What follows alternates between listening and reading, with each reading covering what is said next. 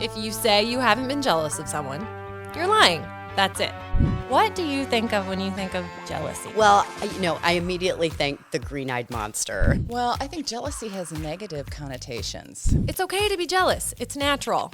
I think we can all point to certain moments where we've looked at someone else and wanted what they had in a way. Maybe common thing in what jealousy means to me is when you see somebody living a life or living in the way that one strives for.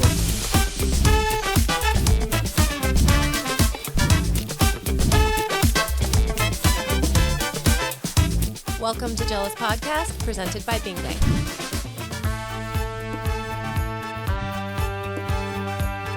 like Fire Festival. Remember the Fire Festival?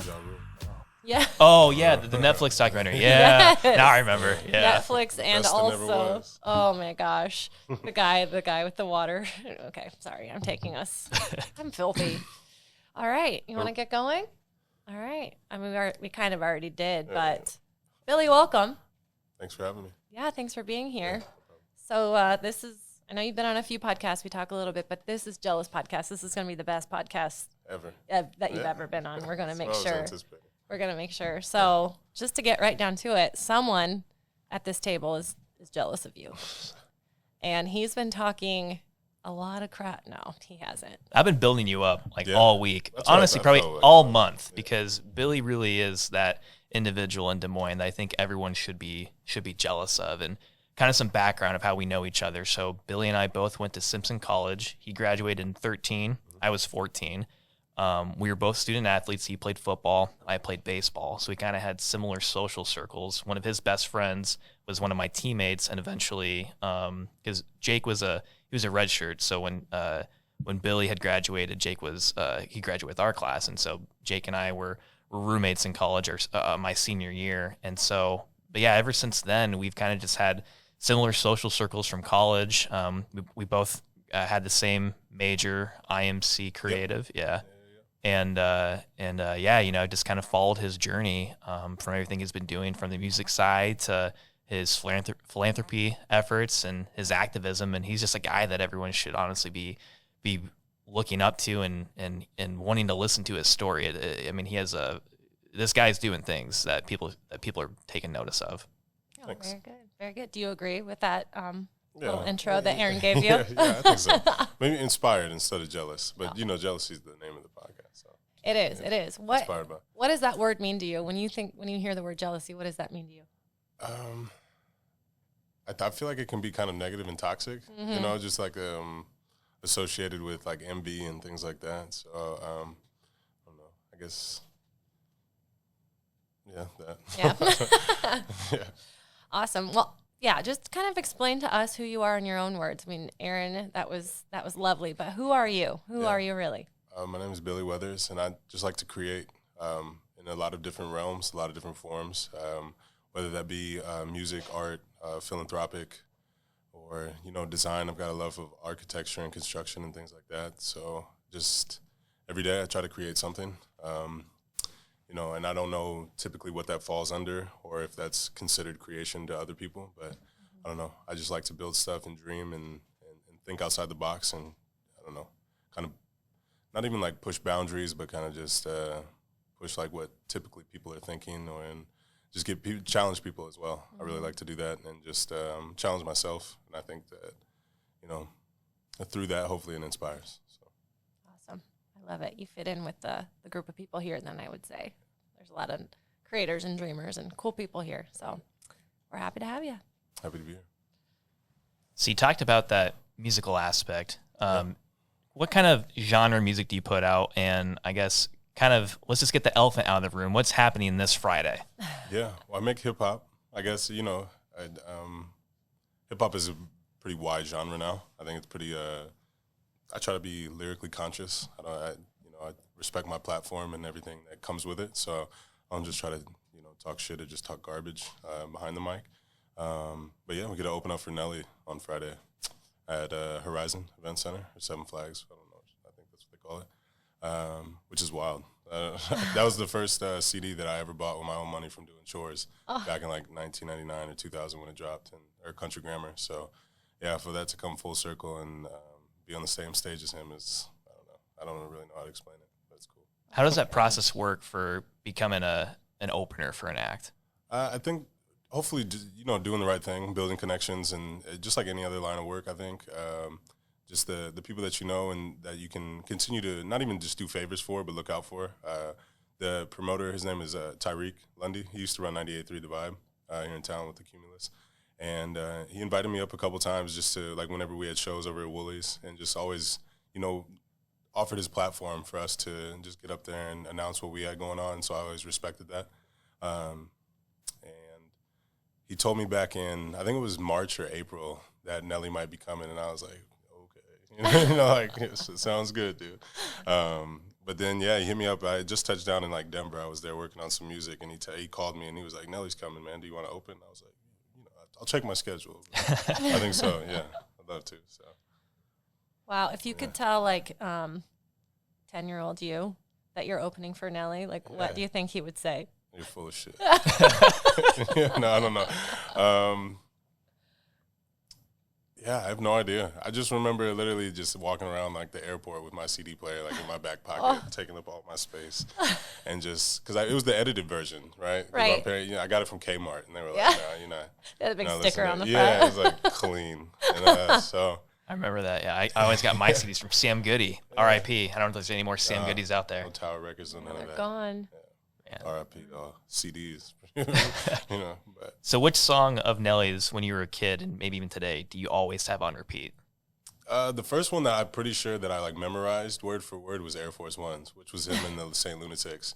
And I was always pissed because Des Moines never had Air Force Ones and like the Foot Lockers or Finish Lines or anything. And I remember the first time, I think we went to Kansas City, and I like walked into a store and I was like, these are Air Force Ones. And I about shit my pants. I was like, this is nuts. That and just Country Grammar, Ride With Me, his bigger hits. Yeah, I'd say those three probably. What about you, Mackenzie? Oh. Yeah.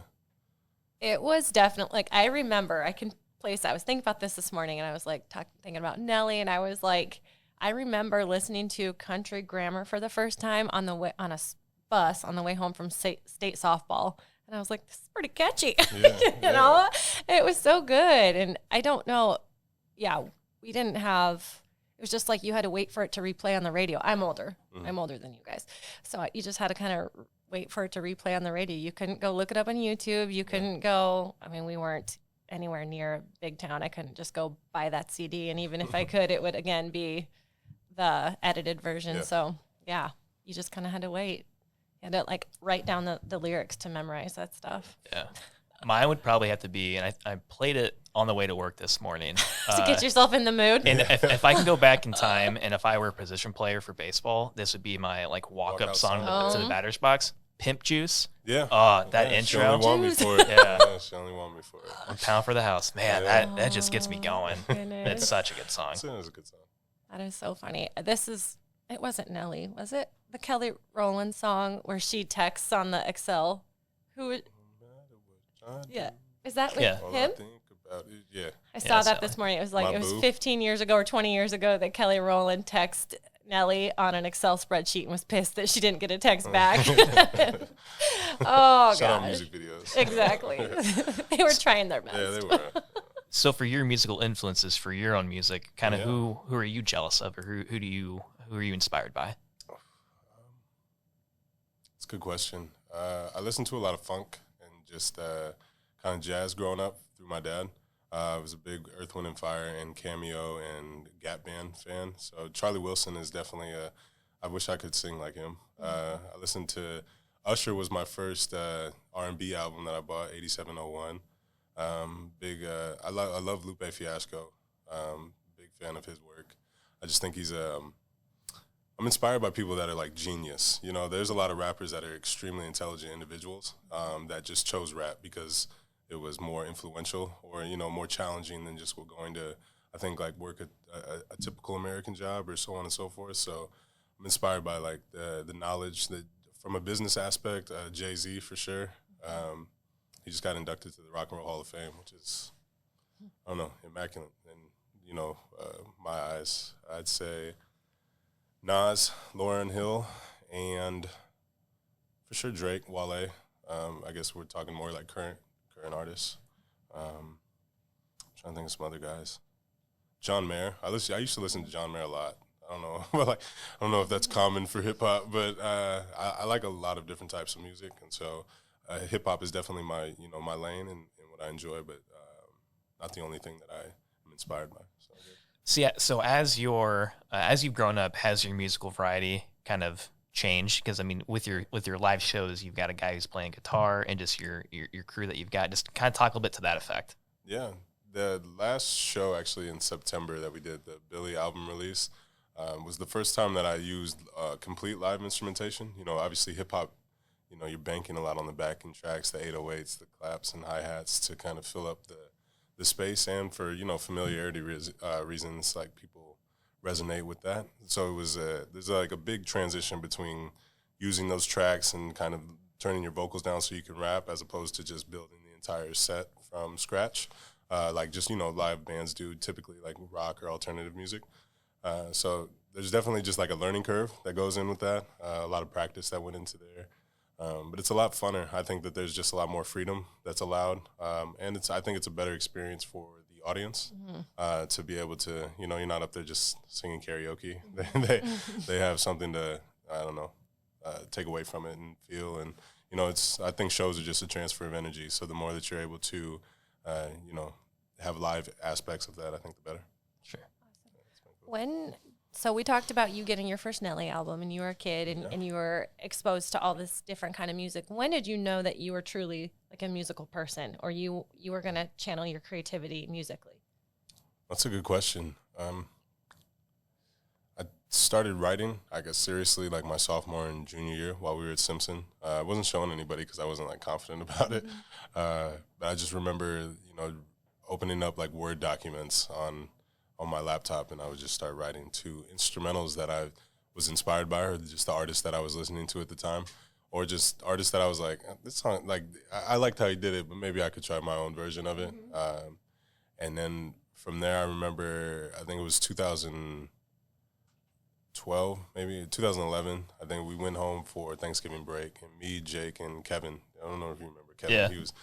We went to Best Buy and bought like a USB microphone and some speakers, and Ableton, which is like a DAW for recording music, and just tried to start, our hands at it. And so a lot of those instrumentals that I was like rapping to privately, I just started recording and then showing people and being like, what do you think of this? And yeah, that's led to a bunch of shows, and now we get to open up for Nelly, which is, again, I don't know how to really explain that, but it's cool. No, I love it because, I think a lot of people who may be nervous to start, or they've thought about doing this, I think they think maybe that people they're born with it. Yeah. They've been singing since they were 6 years old and putting on shows and doing all this stuff. But it's cool to find out that you waited until college and you weren't even that confident in it. Yeah. But now you're opening for Nelly, which is pretty damn cool. Yeah. I think that I grew up in third grade. I started playing trumpet. So I played trumpet and French horn and baritone all throughout until I got to high school. And I think that definitely made me like music inclined, just the appreciation. I still listen to classical music a lot, and just jazz, and just the instrumental aspect of music. I think I can still play the trumpet, not very well, but just I think that taught me an appreciation for it. Yeah. And then, once hip hop kind of hopped into my life, it was like a merger of both of them. So I think that's now a mix of the live instrumentation and hip hop both being able to influence my creation. What advice would you give young musicians or those who are just kind of getting in the game? If you were to even go back, 10, 15 years, what would you tell your younger self? To cut distractions, to become obsessed, and to be honest. There's a lot of distractions that you just have, whether that be going out with people or, spending money on things that you don't need to spend it on, being honest with yourself in regards to what you really want out of life. A lot of people try to think for you, or, try to give you advice or think through your lens. And I think that can be detrimental to creatives. I think it can be detrimental to any human that's just existing, specifically creatives, because we're very influenced, by everything that comes into our lives, specifically those that are close to us, and then those opinions of others and their judgment and so on and so forth. So I think if I could tell any creative or myself is just how somebody feels about you or what you're making doesn't matter. How you feel about it means everything. So I would just tell myself to be more diligent with my time, and respect the work that I'm putting out, and to be in love with it before I share it. You know, I think a lot of the time I was never not in love with it, but it was like I was trying to prove to other people, like, see, I can rap, I can do this. And if I could go back, I would move with the intent to not prove anything, but to just prove to myself that I could do it and be happy with the result. Sure. Let's transition topics real quick to probably the area that I think is, in my eyes, what I really appreciate you for, and it's the community involvement you have for the youth in Des Moines. So can you just tell us a little bit about your foundation and kind of how that started? Yeah, it was artists always have like a goal list. Like I have mine posted in my bedroom, and a nonprofit organization, and like helping to organize and lead marches was never on it. And so I think everything that happened last summer was very not only inspiring, but like woke a lot of people up, including myself and my friends and family and close ones. And so understanding that, momentum doesn't last. You play sports, so you understand the aspects of momentum and just the importance of it. And so there was a lot of, not even, you don't want to call it hype, right? But like, you knew the marches weren't going to last forever. You knew people weren't just going to be filling the streets. Once it got snowy and cold out, like people weren't going to be marching in the thousands. So it was understanding the importance of what we had captured, but now, okay, how do we take this into a transitional phase and really get into systematic change? And luckily I had some good mentors and just guidance in my life at the time that was like, okay, so we see that you've been in the schools, because we'd been working with schools, whether it be doing like, clothing drives, food drives, or just kind of trying to donate money to music programs for like since 2016. But at the time it just looked like, a hip hop artist is going to donate his time, not really an official, entity that's going into these schools. So, as much as I don't think it needs to be, in the eyes of America, there's a legitimacy that goes into your process. So if you can turn something into a 501c3 and actually become an official nonprofit, people start to take you a little more seriously, regardless of how you felt about yourself. So just understanding that having that stamp, not even the stamp of approval, but just stamp in general, allowed for a lot of doors to be opened and a lot more money to be raised. We were going, it went from grassroots, $20 to $100 donations to be able to actually source $10, $20, $50,000 checks and donations from people or companies. And so I think that's just, inspired me a lot, because there's always problems that need to be solved, right? Not only in like youth, but in America. And so our focus is always going to be on the youth and just providing resources and mentorship. I think it's wild, because I had this like revelation last year after we started the nonprofit, and there were a lot of that kind of just like popped up out of nowhere.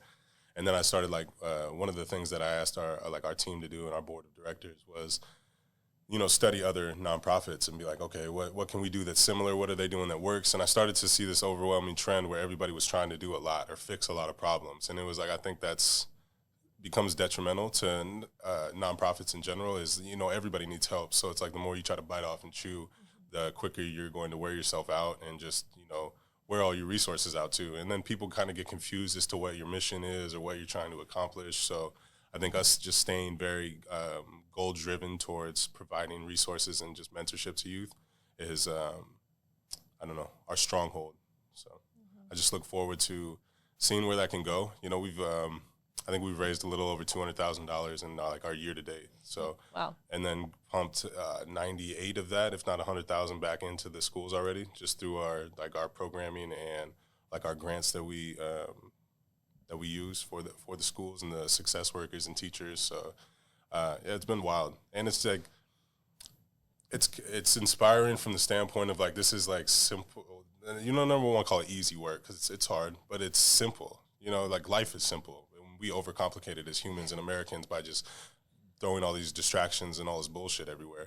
And it's like when you get down to the root problems is like usually education is a very important aspect. So just, hopefully it inspires other people that are, 50, 60 years old to be like, I could do something, I'm not doing shit with my time or my money and let's actually try to inspire and do that. So. Well, and I read too recently, maybe about a month ago, I think I saw it come across Facebook or some social media timeline that you committed for the next 4 years, $2,500 to the Roosevelt football program. Yeah. That's right. I guess, and you've done a lot of other stuff specifically at Roosevelt. I guess kind of go back, because in 8th grade, you had left Des Moines to go to Vegas, right? Yeah. Would Roosevelt have been the high school you would have attended? Yeah, and it was the high school that my sisters went to too. So I remember just being around there because they were on the Sharks, the swim team, and so I just remember. And I went to Hubble, which is catty corner right to it, and so just always being around there, it's always just had like a pretty special space in my heart. So. Yeah, no, I'm the same boat where, I went to Hillis. I was a Hillis Hound. So, and then I went to Meredith. I think they're still the Meredith Bulldogs. So I would have gone to Hoover. But then in my 8th grade year, that's when I transferred to Urbandale.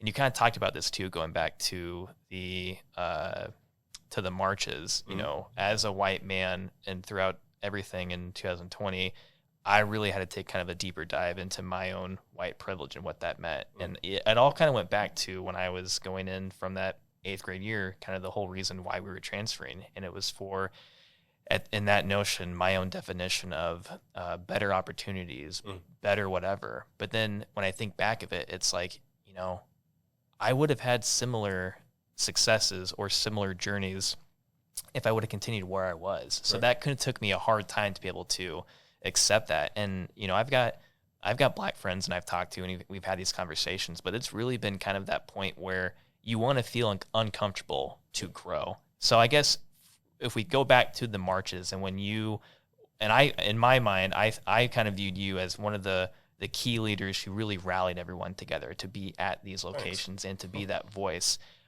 Kind of what was that experience like for you? Because you said earlier that, this wasn't on your goals list. It just kind of happened. Kind of talk a little bit about that. It was world-changing, mind-blowing, and something that I never really fathomed, which is cool because it's like that's, again, growth comes from uncomfortability and having to not essentially rise to the occasion. I think that sounds kind of corny, but just stepping into a light and just hopefully a spot that you feel like that you can make a change.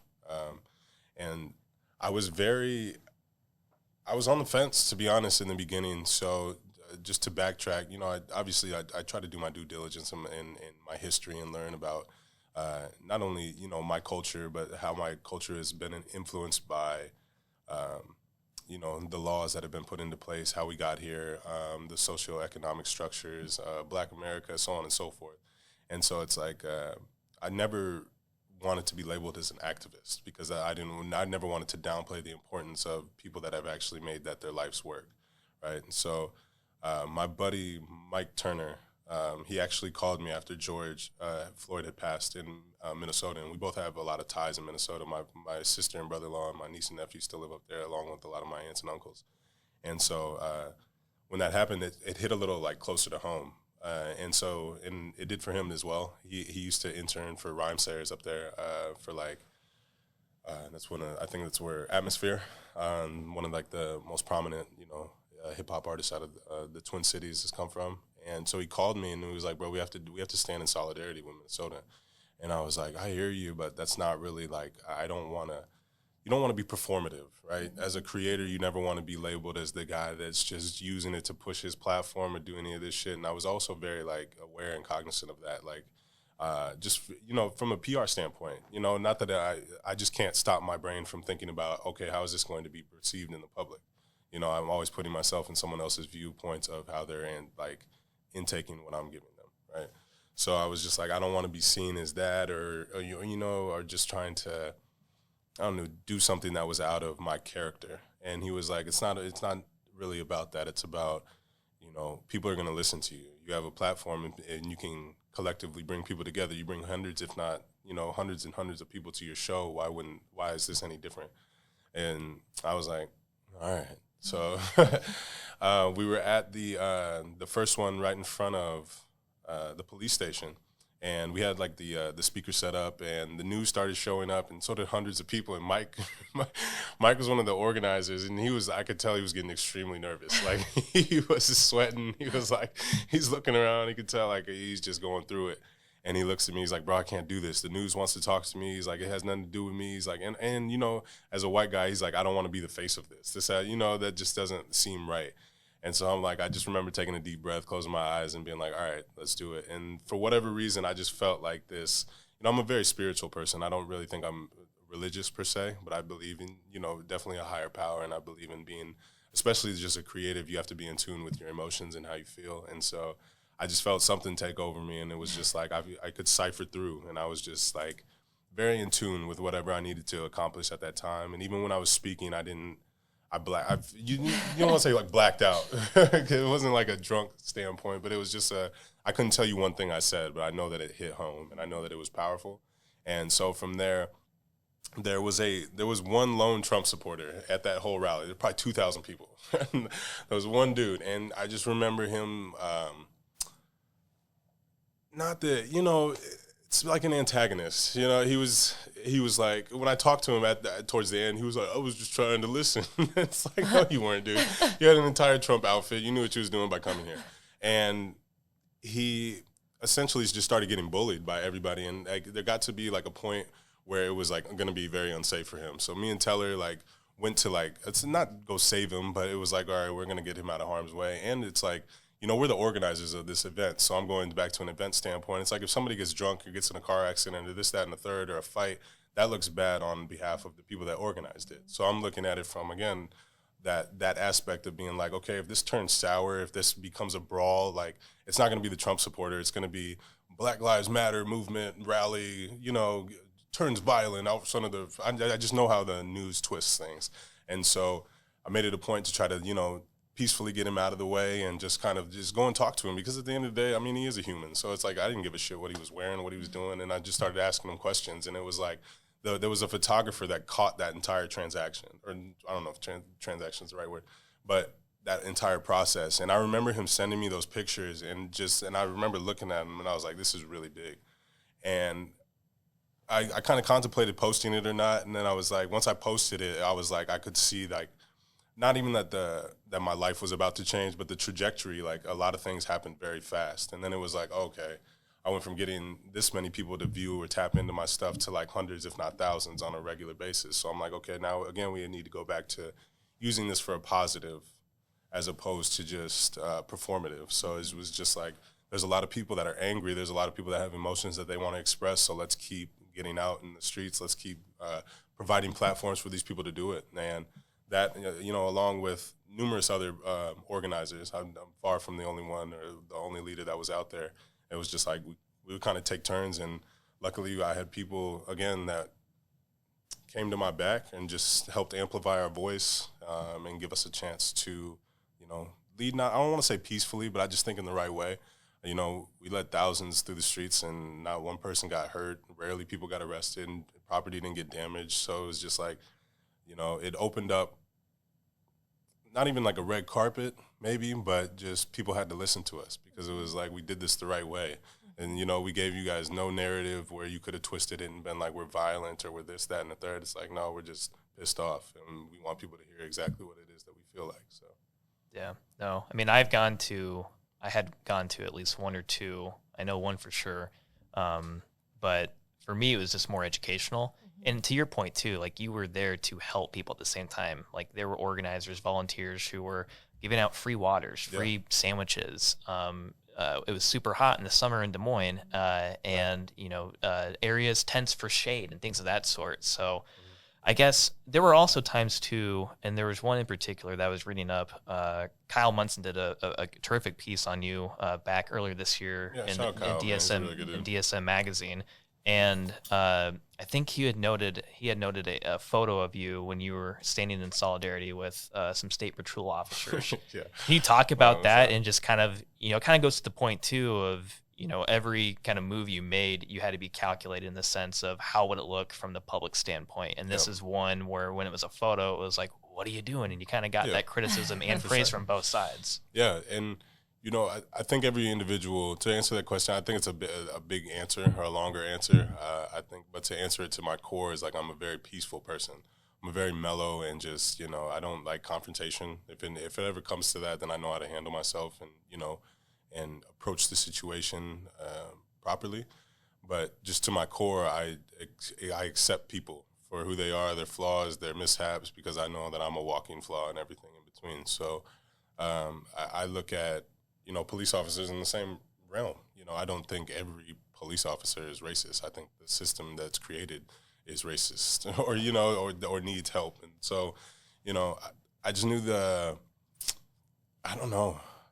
Again, that was one of those ones I didn't know at the time until I saw the picture and I was like, well, we got a statement to make.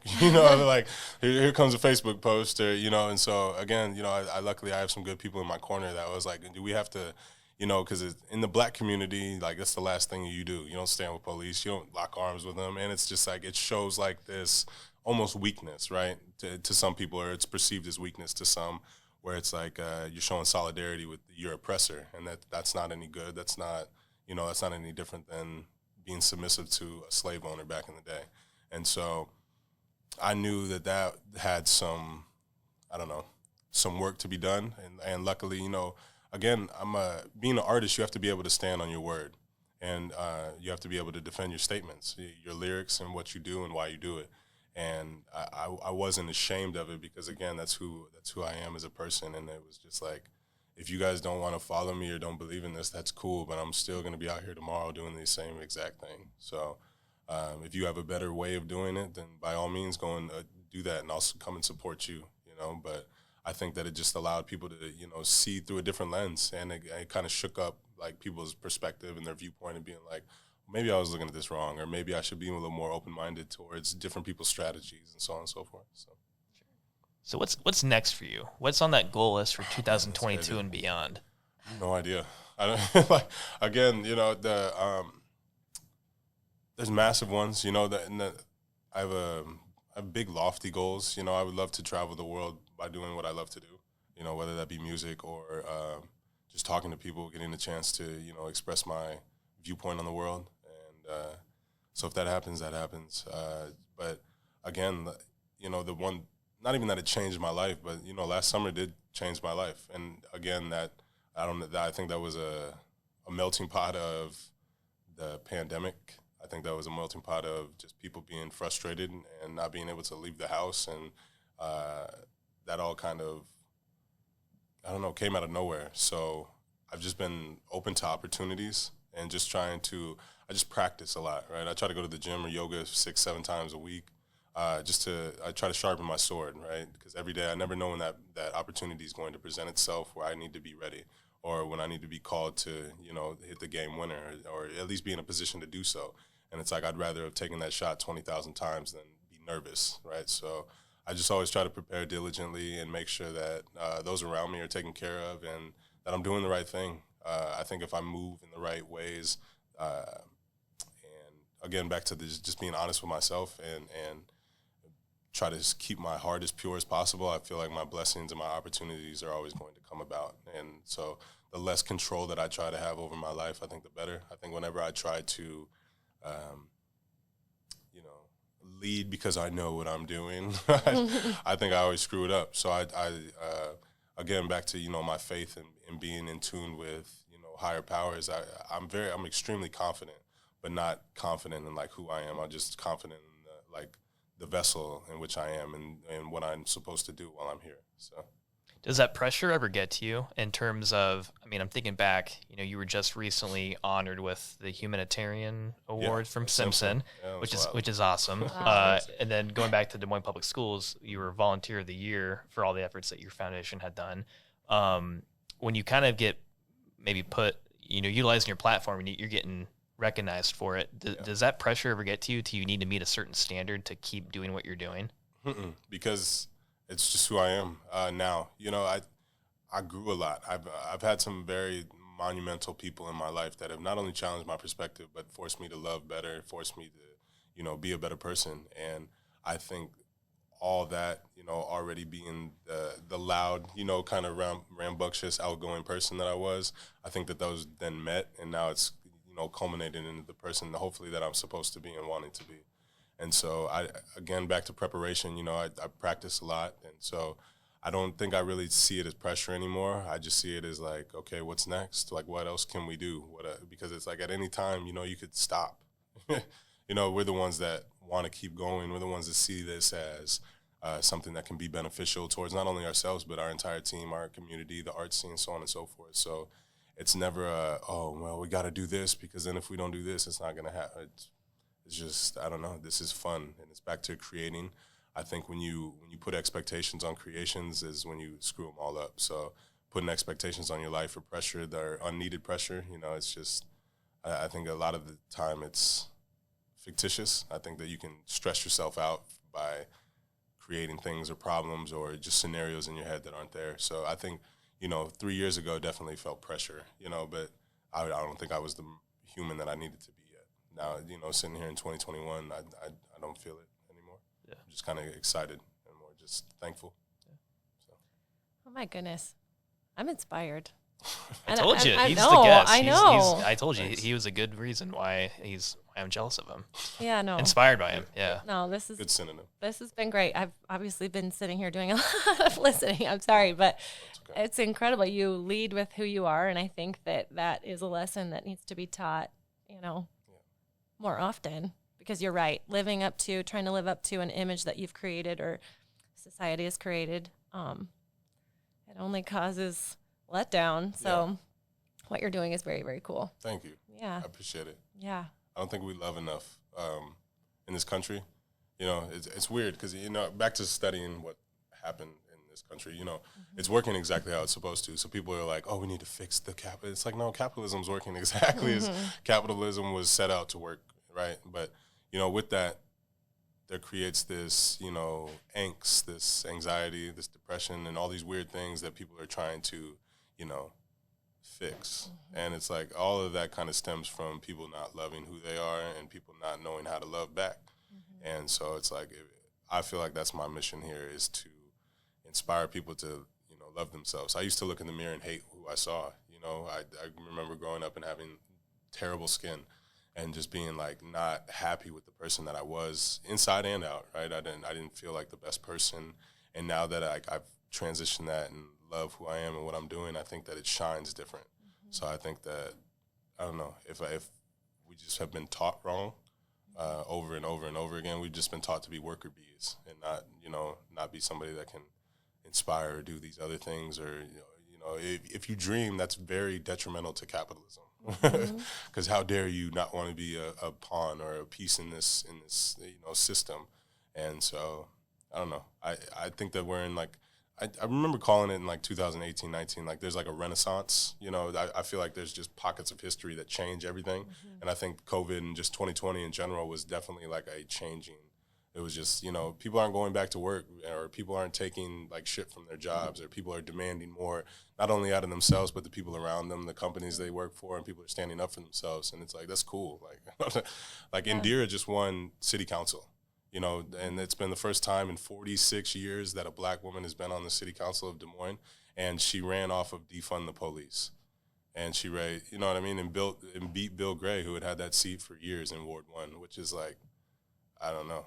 I was at her, you know, they have their party or their ceremony last night, and I was just like, this is like cool to be at. You know, this will be like the pictures that people see in 40 years and they study, and they're like, how'd you do this? Or it's just very inspiring to see like the momentum that we took on from last year and really taking that into being like, we told you we weren't out here just like trying to holler and be pissed off children or rambunctious. It was like, no, we came for everything, and we're going to do it again and again and again. Would a political career ever be on your horizon? No. I think that I have a lot more freedom and power by not being in it. I think that, again, you know, I don't want to be in politics because I don't believe in the system. I believe in people. And so it's just like, I could give a fuck. Oh, sorry. I don't know. Okay. If we're like, no, you're fine. But I could care less about a two-party system, right? Where it's just like, what are we arguing about? Like, nobody can really break down the fundamentals of why you're a Republican and why you're a Democrat outside of, like, you know, tax reasons and money. I could, and I'm just like, I don't care. I can Nobody go into a room. wins. Yeah. Nobody wins ever. Yeah. And it's like when you come to our shows, there's Republicans. I have starch Republicans that are 60 years old right next to the most liberal people that don't live in a house, that live in a van, and they don't believe in any social structure and don't believe in the police, and they source their own food. So it's just like, that's a lot more powerful to me, you know. And there's a Lupe Fiasco song that's on his album Tetzel and Youth. It's called Prisoner 1 and 2. And one of the statement is like, it's like I don't know where the clip comes from, but he's like, the music is the king of all professions. And it's like when I go to Nelly on Friday, right, there'll be, hopefully thousands of people there, but there'll be doctors there, there will be philanthropists, there will be grocery workers, there will be any and every form and walk of life, right, all under one roof for a common cause, and that's to listen to music and to share energy with one another. And it's like, a Trump rally is not that, a Biden rally isn't that, so it's just, I'm not with this, like, the separation or the divisive techniques that America tries to push on people. I grew up mixed. My mother's white and my dad's black, so there's already a divisive mechanism put into that. So it's just like the more I can bring people together and be like, man, screw all that. Don't listen to it. It's just all BS. I don't. And a lot of people have been like, so when are you going to run for mayor?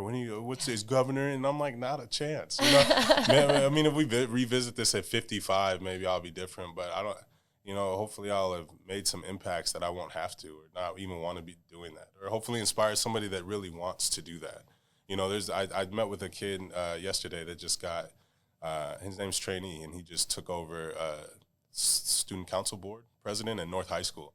And I was talking to him, and I could see how inspired he was about that position. And I was like, see, he's the people that need to be in this. I would be doing this for what? To tell people to go vote. I don't know.